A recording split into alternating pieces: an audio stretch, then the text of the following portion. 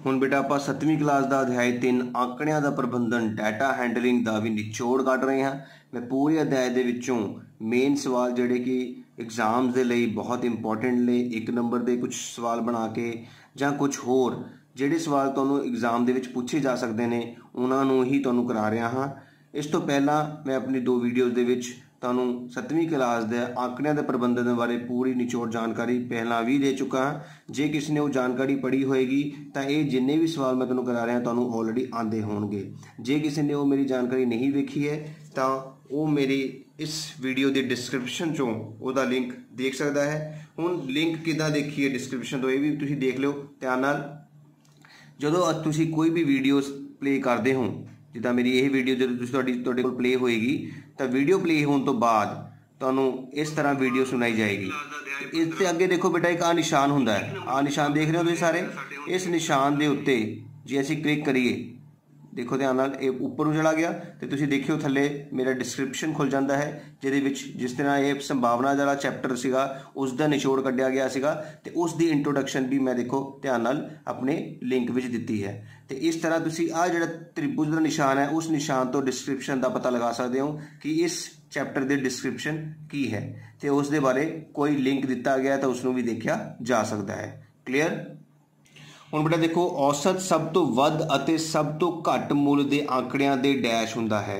औसत मतलब mean, mean मतलब मदमान, मदमान सब तो वध अते सब तो घट मुल दे आंकड़ियां दे बाहर हुंदा है या विचकार हुंदा है। सारिआं नूं पता है मीन जिहड़ा है वो विचकार हुंदा है ते विचकार साडा इस सवाल दा आंसर होएगा। इंग्लिश दे विच ध्यान नाल देखना है। Average lies the biggest and the smallest number of the data outside. Average outside हुंदा है या बिटवीन हुंदा है? बिटवीन। जिहड़ा भी डाटा सानूं दिता हुंदा है उहदे विचकार किते ना किते मदमान की वैल्यू होंदी है। बिल्कुल विचकार नहीं होंदी लेकिन होंदी विच ही है। अगला मदमान का फार्मूला असीं याद कर चुके हाँ। प्रेखणा की संख्या थल्ले हुंदा है तो उपर हुंदा है प्रेखणा दा जोड़। देख सकते हो असीं लिख लिया है मदमान प्रेखणा का जोड़ बटा प्रेखणा की संख्या जो इंग्लिश विच sum of observations divided by number of observations. अगला सवाल ध्यान देखना है। सब तो वड्डा प्रेखण माइनस सब तो छोटा प्रेखण की प्राप्त होता है? विचलन सीमा। बिल्कुल ठीक।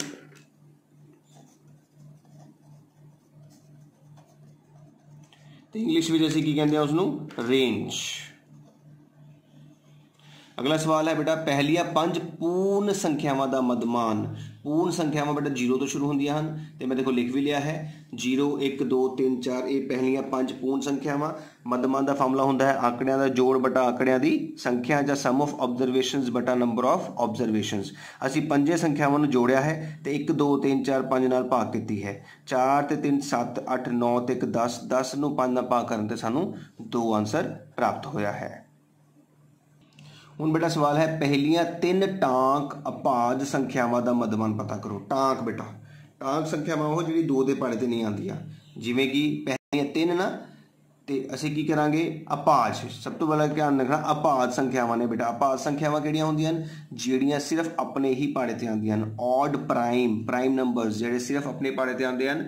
प्राइम नंबर या अभाज संख्यावां शुरू होंदियां 2 तो बेटा पर 2 साडे कोल जिस संख्या है इस करके उसनूं नहीं लिया गया।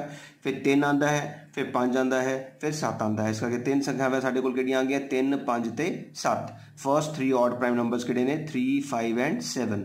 हुण मदमान का फार्मूला तुहानूं चंगी तरह आंदा है। असीं तीने संख्यावां नूं जोड़ के 3 नाल भाग कीती है तो साडा आंसर कितना आ गया है 5 आ गया है बेटा।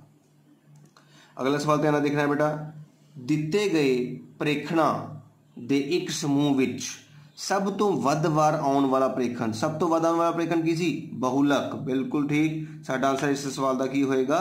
बहुलक। English which out of given observation the number of which occurs maximum times is called mode. English विच की कहने बहुलक नूं असीं मोड कहंदे हां। अगला सवाल ध्यान देखना है संख्यावां दित्तियां संख्यावां दा बहुलक पता करो या मोड पता करो। देखो 2 3 बारी है 3 2 बारी है 4 1 बारी है 5 4 बारी है तो 5 सब तो ज़्यादा बारी आ रहा है तो इसका मतलब इस सवाल विच बहुलक की वैल्यू कितनी होएगी? 5 होएगी। बहुलक नूं असीं की कहने हाँ? मॉड। ये साडा आंसर होएगा बेटा सवाल दा। दिते आंकड़ियां नूं वधदे जां घटदे क्रम विच तरतीब विच करन तो बाद उन्हां नूं ठीक ठीक 2 भागां विच वंडण वाला मुल जिहड़ा एक पूरी लड़ी नूं दो बराबर हिस्सों में वंडदा है, मिडल, उसनूं आपां की कहने आ मीडियन। हाँ जी बिल्कुल, मध्यिका बिल्कुल सही, इंग्लिश विच कहांगे मीडियन। अगला देखो बेटा, मध्यमान बारे इन्हां विचों किहड़ा कथन सही है? Which of the following statement is true? यही दिते गए प्रेखणा नूं दो बराबर ग्रुपां विच वंडदा है? नहीं, वो तो मध्यिका सीगी, हुणे पढ़ के आए हैं, गलत, ये नहीं हो सकता, ये गलत है। सारे दिते समूह का प्रतिनिधित्व करता है, रिप्रेजेंट द होल ग्रुप, हो सकता है। आगे पढ़ते हैं, सारे प्रेखणा का जोड़ होंदा है? नहीं, सारे प्रेखणा का जोड़ तो होंदा ही नहीं, क्योंकि उन्होंने भाग भी की जाती है, ये भी गलत है। इसका मतलब यही साडा सही होएगा। बहुलक बारे इन्हां विचों किहड़ा कथन सही है? यही विचकारला मुल होंदा है? नहीं। यही सब तो वध बार आउंदा है? यस। यही विचकारले दो प्रेखणा का औसत होंदा है? नहीं। तो इस तरह साडा ये सवाल भी कंप्लीट होंदा है। अगला सवाल है, 10 विद्यार्थियों की उचाई इस प्रकार दी गई है, असी उसकी आंकड़े की विचलन सीमा पता करनी है। बेटा विचलन सीमा का फार्मूला तुहानूं याद करा चुका हाँ कि सब तो वड्डे अंक दे विचों सब तो छोटा अंक हटाना होंदा है, ਜਾਂ रेंज का मतलब है highest number minus lowest number. तुसीं इस सारी रकमां नूं देखना है। देखो 14 है, 14 इदा पूरा नंबर नहीं देखा करो, 14 13 15 13 12 13 15 14 14, मतलब 15 वाली रकम सब तो वड्डी होएगी। हुण 15 वाली रकम दो ने, 150 ते 151, मतलब 151 साडी सब तो वड्डी रकम हो गई है। तो 13 वाली रकम सब तो छोटी होएगी, 13 वाली रकम 1 2 ते 3 ने बेटा, नहीं 12 वाली रकम सब तो छोटी हुई बेटा 128 साडे कोल सब तो छोटी रकम हुई है। तो सब तो वड्डे तो सब तो छोटा घटाया गया, तो 23 साडा आंसर आ गया बेटा। हुण इस तो अगला सवाल कहना है कि विद्यार्थियां, इन्हां विद्यार्थियों की मध्यमान ऊंचाई भी पता करनी है। बेटा मध्यमान का फार्मूला की सी? आंकड़ियां का जोड़ बटा आंकड़ियां की संख्या। ध्यान नाल देखना सारे ने। देखो बेटा असीं लिख लिया है, मध्यमान का फार्मूला भी लिख लिया है, तो सारी रकमां नूं जोड़ के ते गिन के 1 2 3 4 5 6 7 8 9 10 नाल पास किया है। हुण इसनूं जोड़ना किद्दां तुहानूं मैं समझा चुका सी कि जदों भी वड्डियां रकमां नूं जोड़ना होवे तो उत्ते ग्रुप बना लेने चाहिए हैं। 3 3 का असीं ग्रुप बनाया है, देखो ध्यान नाल, ते अखीरला ग्रुप आ बन चुका है। 143 131 150 नूं जोड़ांगे, 139 128 ते 136 नूं जोड़ांगे, 151 146 ते 141 नूं जोड़ांगे। 3 ते 1 4 4 ते 3 7 ते 5 12 2 उपर 1 424 मिले है बेटा सानू इस नूं करके। 9 ते 8 17 ते 6 ते इस तरह बेटा साडा इस रकम का जोड़ 424 403 ते 438 प्राप्त होया है। तो असीं 424 403 438 ते 144 नूं जोड़िया है 1409, सानू प्राप्ति हुई है 1409 दी 1409 बटा 10, तेरा आंसर आ गया 14,0.9।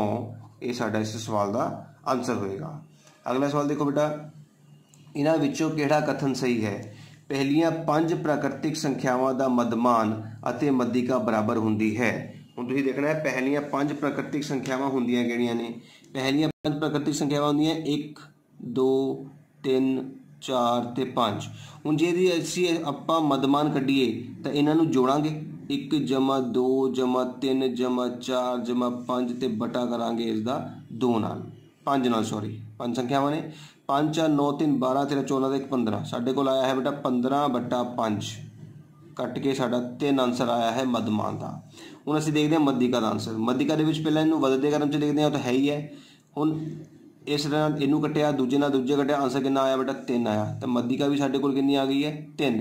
इसका मतलब बिल्कुल सही कह रहा है कि पहलियां 5 प्राकृतिक संख्यावां का मध्यमान अते मध्यिका बराबर हुंदी है। बिल्कुल सही, ट्रू है बेटा ये क्वेश्चन। लगी समझ किस तरह असीं मध्यमान कढ़िया ते मध्यिका कढ़ी है।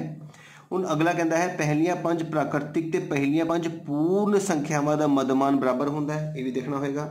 पहलियां प्राकृतिक संख्यावां का मध्यमान असीं कढ़ चुके हैं, 3 आया है। हुण पहलियां पूर्ण संख्यावां होंदियां 0 जमा 1 जमा 2 जमा 3 जमा 4। ये भी असीं पिछे किया सी, साडा आंसर आया सीगा बेटा 2। पहलियां 5 प्राकृतिक संख्यावां का मध्यमान 3 आया है, तो पहलियां पूर्ण संख्यावां 5 जिहड़ियां उन्हां दा मध्यमान 2 आया है। इसका मतलब ये सही नहीं है, गलत, रॉन्ग, जिसनों आप इंग्लिश की लिखांगे रॉन्ग। समझ लग रही है बेटा? मध्यमान कितना पता करते हैं? सारी संख्यावां का जोड़ करके जिन्नी संख्या है उस नाल भाग करके। तो मध्यिका ਵੱਧੇ क्रम च लिख के पहले नाल पहला कटना है, दूजे नाल दूजा कटना है, 3 तुहाडा आंसर हो गया। तो पहले सवाल दे विच बराबर आंसर आए, दूजे सवाल दे विच बराबर आंसर नहीं आया अपने। अगला सवाल है पहलिया 5 प्राकृतिक संख्यावां दा बहुलक 5 हुंदा है। बेटा बहुलक का मतलब होंदा है जिहड़ी रकम सब तो ज़्यादा बारी रिपीट होवे। तो पहलिया 5 प्राकृतिक संख्यावां दे विच कुछ भी रिपीट नहीं होंदा, तो ये साडा गलत होवेगा बेटा।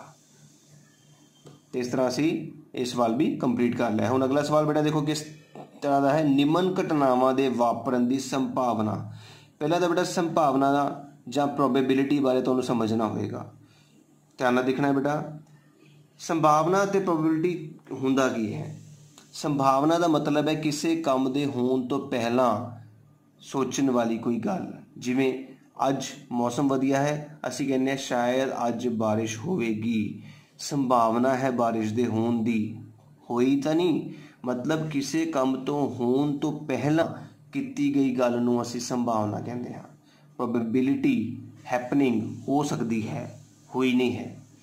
इसका मतलब की है, हुण इस नूं कई एग्जाम्पल नाल समझाया जा सकता है। जिवें मान लो कि तुसीं ते मैं दोने लूडो खेल रहे, लूडो गेम पता ना जिहदे विच गीटा सुटदियां ते गीटियां चलदियां, उस लूडो दा गीटे नूं असीं बोलदे हैं पासा, डाइस इंग्लिश दे विच।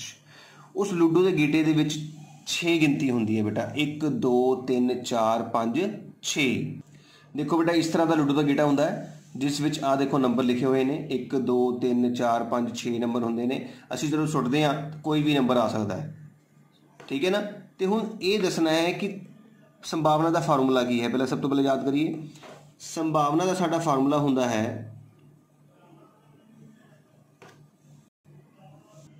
संभावना का आंसर है बेटा अनुकूल परिणामां की संख्या ते कुल परिणामां की संख्या। इस गल का ध्यान रखना बेटा, उपर अनुकूल होंदे हन, थले कुल होंदे हन। Number of favourable outcome, number of total outcome. हुण अनुकूल परिणाम की ने ते कुल परिणाम की ने, ये ध्यान नाल समझना है बेटा। कुल परिणाम तो वो परिणाम ने जिहड़े तुहानूं प्राप्त हो सकते हैं। हुण तुहानूं पता है इस गीटे दे विच 6 तक की गिनती है, तो ये तो पता ही है कि तुहानूं कोई ना कोई अखर तो प्राप्त होएगा ही, चाहे 1 होवे, चाहे 2, चाहे 3, चाहे 4, चाहे 5 तो 6। मतलब तुहाडे कुल परिणाम किन्ने ने? 6 ने। तो ये तो पक्का है कि एक लूडो के गीटे के कुल परिणाम साडे कोल 6 हुंदे ने, वो 6 ही रहणगे। हुण कुल परिणाम किहड़े हुंदे ने? कुल परिणाम जिहड़े तुहाडे वल्लों सोचे जाण, जिवें तुसीं ते एक मैं खेड रहा, मेरी हजे टर्न आनी है, मैं ये गीटा सुट्टन ही वाला सीगा, तुसीं सुट्टन तो पहला ही सोच रहा कि 4 आ जाए, 3 आ जाए, 2 ना आवे, 6 आ जाए। सोचिया ना तुसीं? जो चीज़ तुसीं सोची है, जो तुसीं अनुमान लगाया है कि ये आ जाए, वो साडा अनुकूल परिणाम हुंदा है। जिवें तुसीं क्या 2 तो वड्डा अखर आ जाए, हुण 2 तो वड्डा अखर 3 भी आ सकता है, 4 भी आ सकता है, 5 भी आ सकता है, 6 भी आ सकता है। ध्यान से समझ लो, ध्यान ना।